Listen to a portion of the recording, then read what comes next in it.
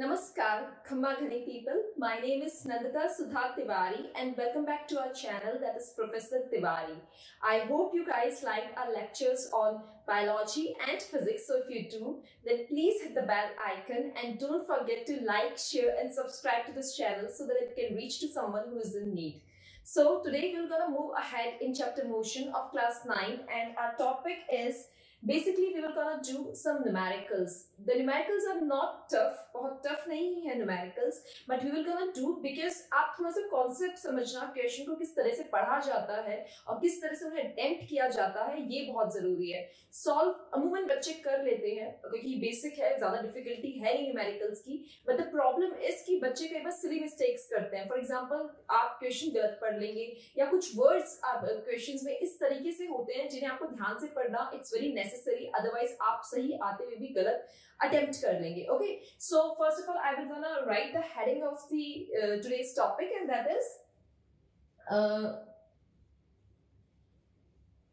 numericals using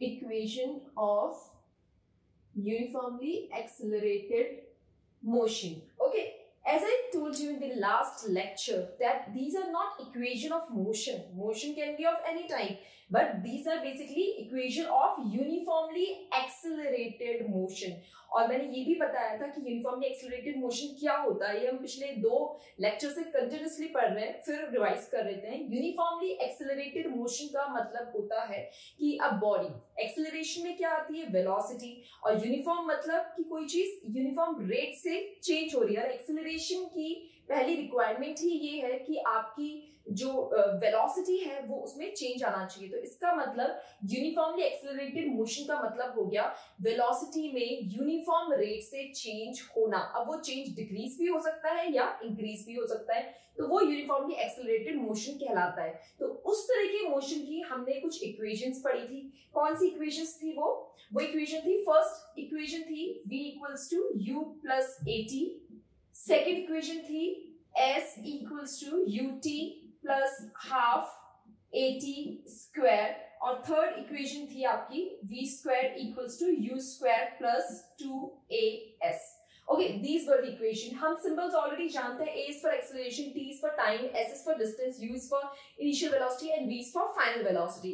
अच्छा, ये जो हमने बात करी कि ये क्या कहलाती है, equation of uniformly accelerated motion.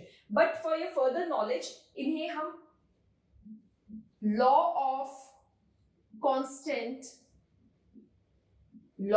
Constant acceleration इनके नाम से भी जानते हैं. वही बात है, कांस्टेंट की जगह आपने यूनिफॉर्म लिख दिया, एक ही बात है, एक्सेलरेशन तो है.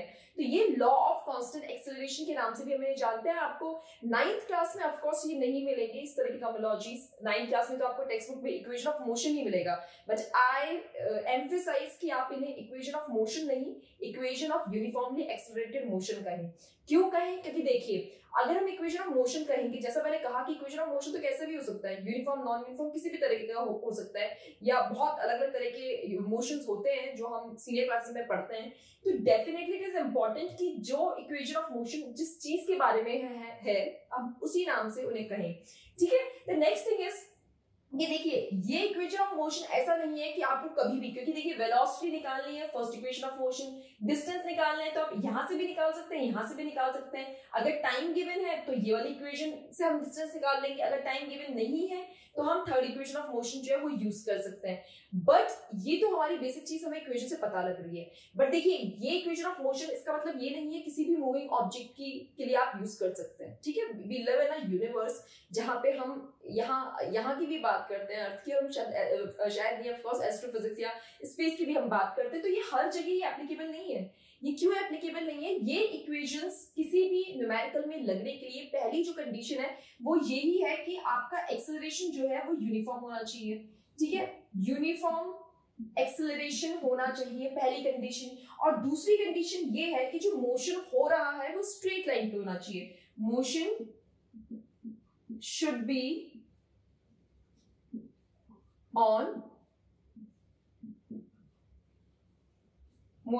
on straight line. क्यों?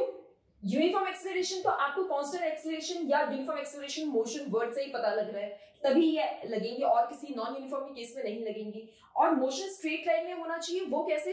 क्योंकि हमने एक्सेलरेशन में क्या आती है? वेलोसिटी, और वेलोसिटी में क्या आता है? डिस्प्लेसमेंट, और डिस्प्लेसमेंट की डेफिनेशन हमने पढ़ी थी। डिस्प्लेसमेंट की डेफिनेशन क्या होती है? डिस्प्लेसमेंट की डेफिनेशन होती है the path length between the shortest straight path length between the initial and the final position. Initial और फाइनल के बीच में जो शॉर्टेस्ट स्ट्रेट लाइन होती है वो डिस्प्लेसमेंट कहलाता है, और डायरेक्शन साथ में।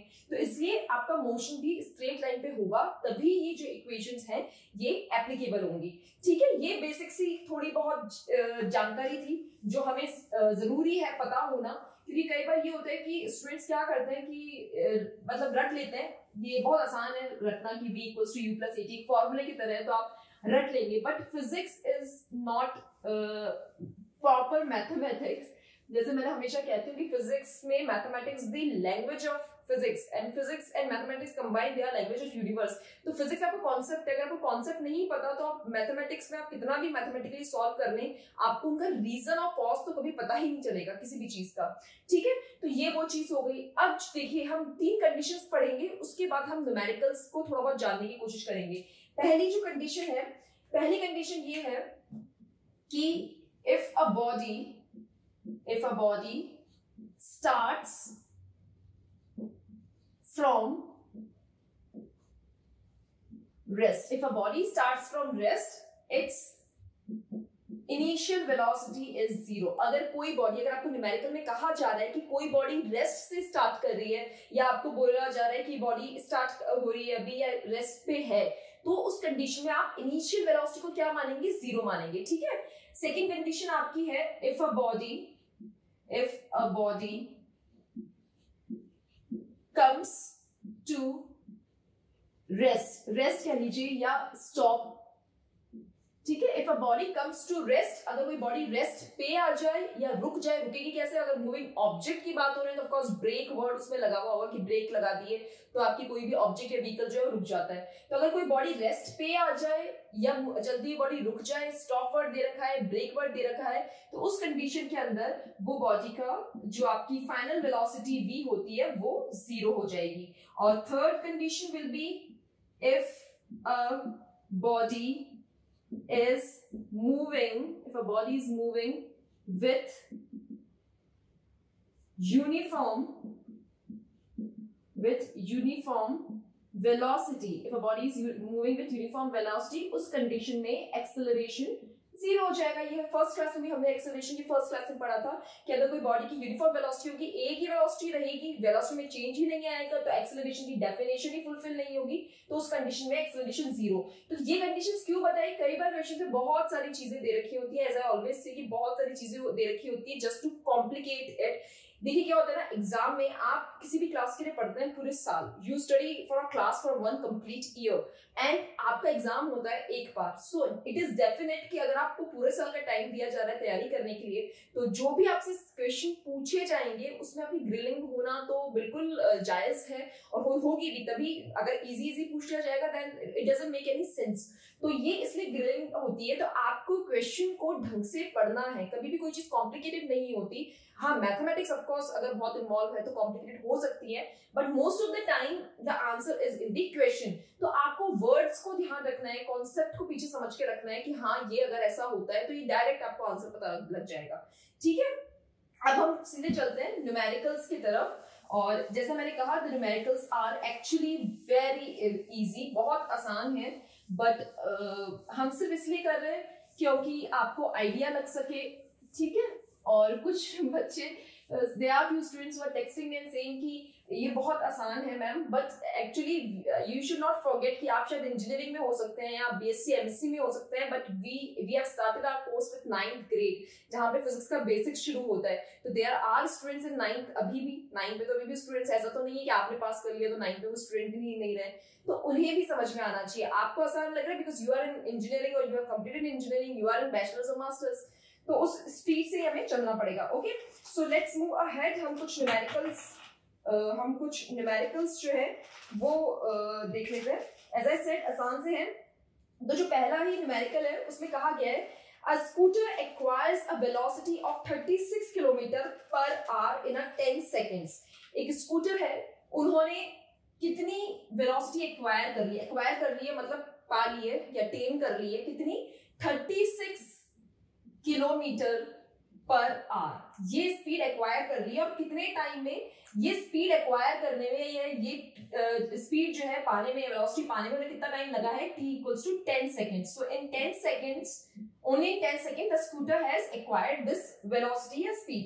फिर बोला गया है जस्ट आफ्टर द स्टार्ट, मतलब स्टार्ट होने के जस्ट 10 सेकेंड्स बाद में ही वो जो व्हीकल था स्कूटर, यहाँ ऑब्जेक्ट आप चाहे लिख ले स्कूटर, उन्होंने ये वेलोसिटी जो है वो एक्वायर कर ली। कैलकुलेट द एक्सेलरेशन, निकालना क्या है हमें, यहाँ पे हमें एक्सेलरेशन पता करना है। तो अब देखिए इसने क्या बोला है कि एक स्कूटर थे ऑब्जेक्ट, उन्होंने स्टार्ट होने के जस्ट बाद टाइम t सेकेंड्स के अंदर इतनी स्पीड एक्वायर कर ली, तो एक्सेलरेशन बताइए।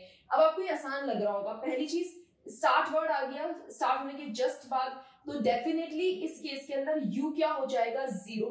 ठीक है, अब क्या होता है ना, बच्चों को लगता है अच्छा ये फाइनल वेलोसिटी है, this is not final velocity. Why they think like this, क्योंकि उन्हें लगता है कि अच्छा जहां पे किलोमीटर पर आर आ रहा है, मीटर पर सेकंड आ रहा है, सेंटीमीटर पर सेकंड आ रहा है, ये बस ये तो स्पीड की यूनिट है, तो अगर एक स्पीड 0 हो गई, एक वेलोसिटी 0 हो गई, तो ये तो दूसरी वेलोसिटी है आपकी। ये इस तरीके से, this is very dumb thing, अगर आप इस तरीके से देखेंगे। It's good that you know the unit, it's good that you understand something, but you should never be over confident. कितना भी आसान क्वेश्चन क्यों ना हो, you should read it once, twice, thrice, और फिर आपने आगे करना शुरू करें। ठीक है, तो ये इंफॉर्मेशन है। अब ये क्यों नहीं है फाइनल वेलोसिटी, देखिए पहले ये इसलिए नहीं है क्योंकि ये कहा गया है कि स्कूटर स्टार्ट हो रहे हैं, मतलब इनिशियली उनकी स्पीड 0 थी या वेलोसिटी 0 थी, 10 सेकेंड्स लेने के बाद में उन्होंने इतनी स्पीड एक्वायर करी। तो पहली चीज तो ये कि आपको इन्हें फाइनल वेलोसिटी बनाना पड़ेगा। क्यों बनाना पड़ेगा, देखिए ये 10 सेकेंड्स की यहाँ पे बात हो रही है, ठीक है, 0 से स्टार्ट हुआ था, और यहाँ पे ये किलोमीटर पर आवर की बात हो रही है, तो आपको कन्वर्जन करना पड़ेगा यूनिट के अंदर। फिर कह रही हूँ किलोमीटर पर आवर में ये गलत नहीं है, बिल्कुल भी नहीं है किलोमीटर पर आवर में गलत, but to ease the mathematics हम इन्हें सिंप्लीफाइड करेंगे, ठीक है, जिससे कैलकुलेशन आसान हो जाए। तो सबसे पहले तो किलोमीटर से मैंने बताया था, किलोमीटर से हम मीटर और सेंटीमीटर में जाते हैं, ठीक है। यहाँ हमें क्या करना है, क्योंकि सेकंड्स में बात हो रही है, तो हमें किसमें जाना पड़ेगा, मीटर के अंदर जाना पड़ेगा। तो हमें क्या करना है, किलोमीटर से we need to go to metre. Big to small मैंने बताया था क्या होता है, बिग टू स्मॉल का मतलब है मल्टीप्लाई करना। 36 किलोमीटर दे रखा है, तो यहाँ पे मैं चाहे वापस लिख देती हूँ conversion unit, 1 kilometre is 1000 metre, ये होता है। तो 36 किलोमीटर दे रखा है, दैट मीन्स कहाँ जा रहे हैं 36 किलोमीटर से, मीटर के अंदर, तो मल्टीप्लाई होगा, तो multiply by 1000 and it will be 36000, okay, and this is metre. अब बहुत बच्चे यहाँ पे मिस्टेक कर देंगे, ठीक है 36,000 हो गया और ये टाइम हो गई, दिस इज अगेन रॉन्ग।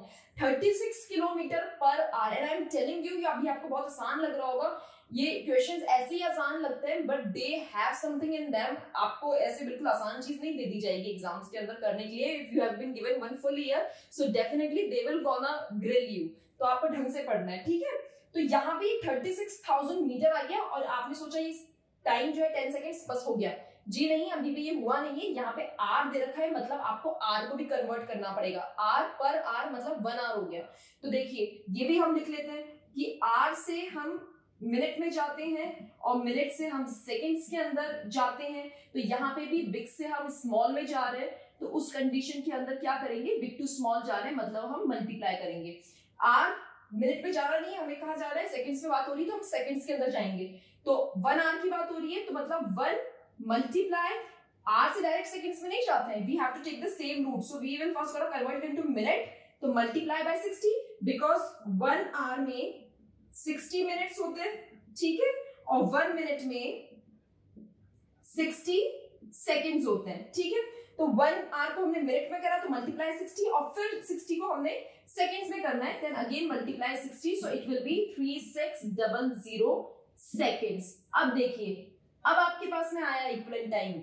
ये इतना डिस्टेंस जो 36 किलोमीटर पर आवर था, मतलब ये 36,000 मीटर का डिस्टेंस 3600 सेकंड्स में कवर किया गया है। ये इसके कॉरेस्पॉन्डिंग टाइम है, ये डिस्टेंस इसके कॉरेस्पॉन्डिंग का है, ठीक है। तो अब यहाँ से आपकी फाइनल वेलोसिटी निकलेगी। तो फाइनल वेलोसिटी क्या होगी, v इक्वल्स टू क्या होता है आपका फाइनल वेलोसिटी, डिस्प्लेसमेंट या distance in given direction upon time. तो यहाँ पे हम इसको क्या लिखेंगे, ये हो जाएगा, and this will be divided by this, तो आप इसको सिंपल सॉल्व करना है, कुछ करना ही नहीं है। तो ये आपका सॉल्व जो है हो जाएगा। तो यहाँ से आएगा 10 मीटर पर सेकेंड। तो ये 36 किलोमीटर पर आवर जो है this is equals to 10 metre per second. तो 10 सेकेंड बाद में ये स्पीड जो है उन्होंने बॉडी ने स्कूटर जो था उन्होंने एक्वायर कर ली। अब आपसे क्वेश्चन में पूछा क्या गया था, एक्सेलरेशन निकालना है। तो देखिए एक्सेलरेशन निकालना है, किससे निकाल सकते हैं, first equation of motion v equals to u plus at। कई बार आपको न्यूमेरिकल में ऐसा भी होगा कि आप ये एक्सेलरेशन, जनरल बात कर रही हूँ कि कोई भी आप एक्सेलरेशन हो गया या टाइम हो गया वो आप हो सकता है फर्स्ट से भी निकाल सकते हैं। जैसे टाइम है, टाइम फर्स्ट इक्वेशन में भी आता है, सेकंड में भी आता है। तो आप बोलेंगे मैं फर्स्ट से क्यों, सेकंड से क्यों नहीं, आप देख लीजिए अगर सेकंड से निकल रहा है सेकंड से भी निकल सकता है। कई बार क्वेश्चन दोनों या तीनों इक्वेशन से सॉल्व हो सकते हैं, डिपेंड करता है कि कितने ज्यादा वेरिएबल्स आपके पास में हैं। जैसे कि इस क्वेश्चन के लिए हमने फर्स्ट इक्वेशन यूज करी, क्यों, क्योंकि फाइनल वेलोसिटी हमने निकाल ली, इनिशियल वेलोसिटी 0 है, एक्सेलरेशन निकालना है, टाइम हमारे पास में ऑलरेडी है। तो फाइनल वेलोसिटी कितनी निकली 10, इनिशियल वेलोसिटी 0 प्लस एक्सेलरेशन हमें पता नहीं है, निकालना है, और टाइम कितना था 10 सेकेंड्स। ठीक है, ये हो गया, बस एक्सेलरेशन आप निकाल लीजिए, ये हो गई simple mathematics. So it will be 1 metre per second square. तो ये आपका जो है इसका आंसर हो गया। अब देखिए अगेन ये बहुत आसान था, ठीक है, बट मिस्टेक्स यहाँ पे हो जाती है। डायरेक्ट यूनिट देख के मत समझ लीजिए कि अच्छा अगर एक 0 हो गई तो ये तो फाइनल वेलोसिटी है और सॉल्व कर दें आप इन्हीं को रख के कि चले हो गया सॉल्व। इस तरह से नहीं होगा। प्लीज कन्वर्जन करना हमेशा बेनिफिशियल होता है। कन्वर्ट करिए और फिर समझिए कि स्टेप वाइज कैसे हो रहा है। Okay, now we will gonna move ahead. हम एक और न्यूमेरिकल फटाफट से जो है देख लेते हैं। Okay, so our next numerical is okay, ये कह रहे हैं कि a moving train is brought to rest within a 20 seconds by applying brake। मतलब कोई ट्रेन चल रही थी और ब्रेक लगाए गए और 20 सेकेंड्स मतलब ब्रेक लगने के 20 सेकेंड्स बाद ही जो ट्रेन है वो रुक गई। ठीक है, find the initial velocity if the retardation due to brake is 2 metre per second square. क्या कह रहे हैं कि ट्रेन को ब्रेक लगा दिए गए, अगेन ब्रेक लगा दिए गए हैं, ट्रेन रुक गई है, तो मतलब पहले तो चल रही थी, तो इनिशियल वेलोसिटी तो इनकी कुछ होगी। ठीक है, और फाइनल वेलोसिटी क्या हो जाएगी 0, क्योंकि ब्रेक वर्ड यूज हो गया या चलती भी को रोका है तो फाइनल तो 0 हो गई। और t जो है यहाँ पे वो कितना दे रखा है 20 सेकेंड्स के अंदर फाइनल वेलोसिटी को इन्होंने 0 कर दिया। ठीक है, उससे पूछकर बोला गया है if the retardation due to brake is, क्योंकि हमने ब्रेक लगाए हैं तो वेलोसिटी में चेंज आया है, तो हम यहाँ रिटार्डेशन की बात करी गई है। तो देखिए ये रिटार्डेशन इन्होंने बोला है 2 मीटर पर सेकेंड स्क्वायर। तो निकालनी क्या है, इनिशियल वेलोसिटी निकालिए। अब यहाँ देखिए क्या है, ये तो ऊपर की इंफॉर्मेशन बहुत आसान है, रिटार्डेशन। अब जैसे हमने डिसेलरेशन की बात करी थी कि deceleration is not acceleration, negative acceleration नहीं होता है, just slow down of body. ठीक है, वैसे ही जो ये वर्ड है रिटार्डेशन, ये जो वर्ड है ये बेसिकली नेगेटिव एक्सेलरेशन का सिनोनिम है। ठीक है, नेगेटिव एक्सेलरेशन का ये सिनोनिम के तौर पे काम में लिया जाता है न्यूमेरिकल्स के अंदर। ठीक है, तो अगर आपको, मगर हम लोग हमारे जो 3 इक्वेशन हमने पढ़ी है we don't use R in it, हम उसमें आर यूज नहीं करते हैं, ये सिर्फ सिनोनिम है किसका, नेगेटिव एक्सेलरेशन का।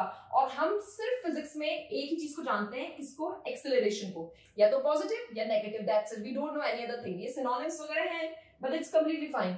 ठीक है, अगर आपको क्वेश्चन में बोला गया है कि retardation 2 metre per second square है, तो पहले तो आप ये समझिए कि रिटार्डेशन मतलब यहाँ पे बात हो रही है नेगेटिव एक्सेलरेशन की। किसकी बात हो रही है, नेगेटिव एक्सेलरेशन के लिए।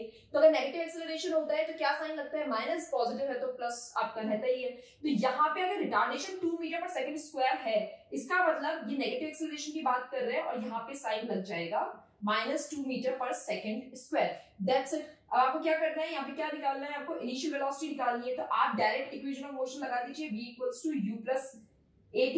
v 0 हो गया, ठीक है, u निकालना है आपने, और एक्सेलरेशन -2 हो गया and time is 20।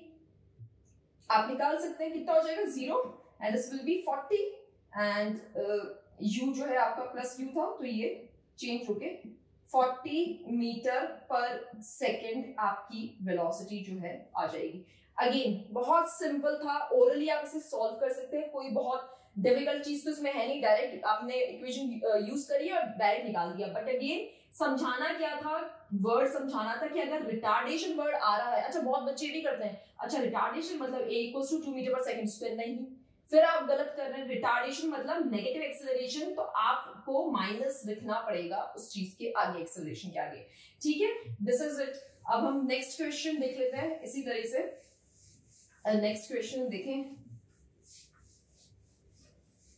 What is the next question. Next question में कहा है a body starts to slide over a horizontal surface with an initial velocity of 0.5 meter per second। मतलब एक बॉडी है, हॉरिजॉन्टल सरफेस पे वो स्लाइड कर रही है, मतलब फिसल रही है, ठीक है। और इनिशियल वेलोसिटी वो बॉडी की कितनी बता रखी है इसके अंदर, इनिशियल वेलोसिटी जो है बॉडी की वो है u = 0.5 metre per second. Due to friction its velocity decreases at the rate of 0.05 metre per second square. ये कह रहे हैं कि फ्रिक्शन होने के कारण इस रेट से फ्रिक्शन होने के कारण ये बॉडी थी हॉरिजॉन्टल प्लेन पे स्लाइड कर रही है इस इनिशियल वेलोसिटी के साथ में, और फ्रिक्शन होने के कारण इस रेट से वो जो स्लाइड करती हुई बॉडी है उनकी वेलोसिटी डिक्रीज हो रही है। अब अगेन पहली बात तो ये कि जहां पे आपको बोला जा रहा है, रेट वर्ड यूज करा जा रहा है, रेट वर्ड, तो पूरे मोशन के चैप्टर में जो हमने अभी तक पढ़ा है वहां पे रेट ऑफ चेंज सिर्फ किसमें यूज होता है, एक्सेलरेशन में। पहली चीज तो ये कि रेट वर्ड से आपको पता लग जाएगा कि यहाँ पे ये एक्सेलरेशन की बात हुई है। दूसरी, ऑफ कोर्स आपको यूनिट से ही पता लग जाएगा कि एक्सेलरेशन की बात हुई है। तीसरी चीज यहां बोला है कि इस रेट से बॉडी जो वेलोसिटी है वो डिक्रीज कर रही है, इसका मतलब ये किस तरह का एक्सेलरेशन हो गया, ये नेगेटिव एक्सेलरेशन की इन्होंने बात करी है। तो यहाँ पे आपको डायरेक्ट एक्सेलरेशन वर्ड नहीं बोला गया है यहाँ पे, इसलिए जब हम डेफिनेशन समझ रहे थे, हम एक्सेलरेशन समझ रहे थे, तो हमने 3-4 तरीके से समझा था। Change in velocity upon time taken, ठीक है, ये भी समझा था हमने, और हमने ये भी कहा था rate of change of velocity. तो जब भी रेट की बात हो या यूनिट आपको दिख रही है, आप 2-3 चीजें देखिए, रेट की बात भी हो रही है, यूनिट की बात भी हो रही है, और वेलोसिटी भी डिक्रीज हो रही है, मतलब चेंज भी आ रहा है वेलोसिटी में, तो ये क्या हो जाएगा, acceleration will be -0.05 metre per second square, ठीक है। नेक्स्ट चीज बोली गई है, how much time will it take for the body to stop, मतलब ये बॉडी को रुकने में कितना टाइम लगेगा। एक बॉडी हॉरिजॉन्टल प्लेन पे स्लाइड कर रही है इस वेलोसिटी के साथ में, और इस रेट से उनकी वेलोसिटी जो है वो क्या हो रही है, डिक्रीज हो रही है, तो कितना टाइम लगेगा, ये एक्सेलरेशन था, और कितना टाइम लगेगा वो बॉडी को क्या करने में, रुकने के अंदर। तो इसका मतलब फाइनल वेलोसिटी 0 हो गई। कुछ भी नहीं करना, टाइम निकालना है वापस, v = u + 80, फॉर्मूला लगा दीजिए आप, v is 0, u is 0.5, then plus acceleration will be -0.05, okay, and this will be time। बस सॉल्व कर दीजिए, जो भी है आपका वो आंसर हो जाएगा, ठीक है, ये हो गया। नेक्स्ट चीज एज आई सेड बहुत सिंपल है, सिर्फ जस्ट रीड द क्वेश्चन अच्छी तरीके से and you are done with it. Next आपसे जो बोला गया वो है अ कार ट्रेवलिंग